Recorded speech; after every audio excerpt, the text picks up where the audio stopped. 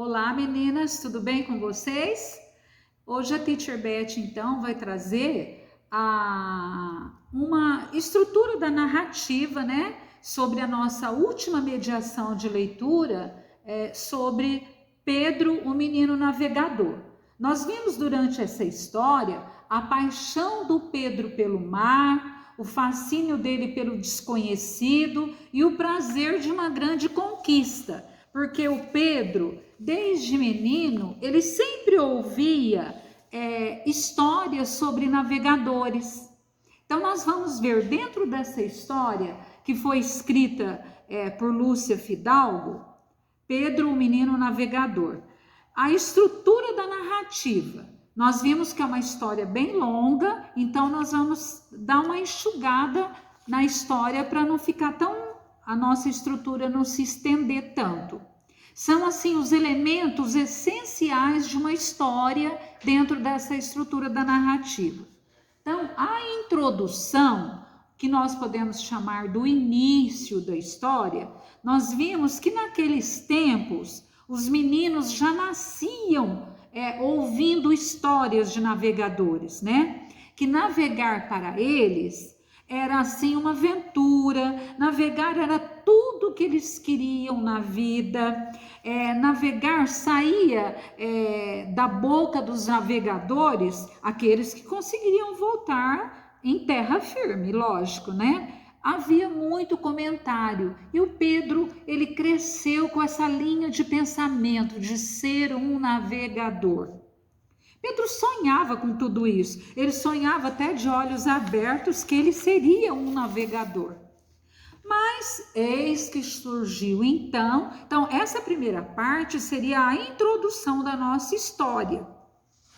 Até que então o Pedro recebe um convite, né? E esse sonho dele se realizou. E aquele Pedro, que era um menino, tornou-se um homem, Pedro Álvares Cabral. Aí então nós vamos entrar no clímax, naquela parte culminante da história, que é a viagem que o Pedro faz, né? Que ele enfrenta os mares bravos e calmos, cruzou outros mares, os navegadores conheciam os segredos do Atlântico, mas eles passavam todas as ideias para Pedro. Pedro sonhava muito, muito mesmo, até que ele encontrou terras firmes. Logo à vista, eles viram homens andando pela praia, homens nus, com os rostos pintados. Estes homens eram os índios. Os índios perceberam também os interesses dos portugueses ali. O que os portugueses fizeram para reconquistar, né? Ter assim um entrosamento com os indígenas lá?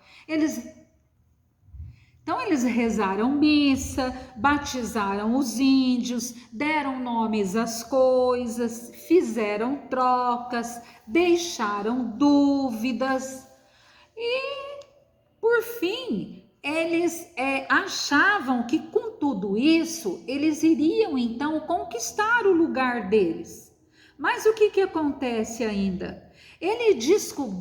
Pedro descobriu que aquela terra, ela já foi descoberta, ela já havia sido descoberta. A terra ali já tinha dono. Pediu então que o seu escrivão, o escrivão lá da frota, escrevesse as maravilhas da terra, tudo o que eles encontraram pelo caminho, as bravuras dos índios. Mas um dia eles voltaram ao mar e partiram para Portugal. Quando Pedro chegou em Portugal, ele achou que ele fosse ser recebido como um herói, mas foi tudo ao contrário. Quando Pedro chegou, o rei já sabia de toda a história, né? Ele nunca imaginou que ele poderia chegar ali e encontrar do jeito que ele encontrou, porque o que ele esperava do rei é de recebê-lo como um herói. Ele tinha sido descobridor de uma única descoberta que alguém já havia passado.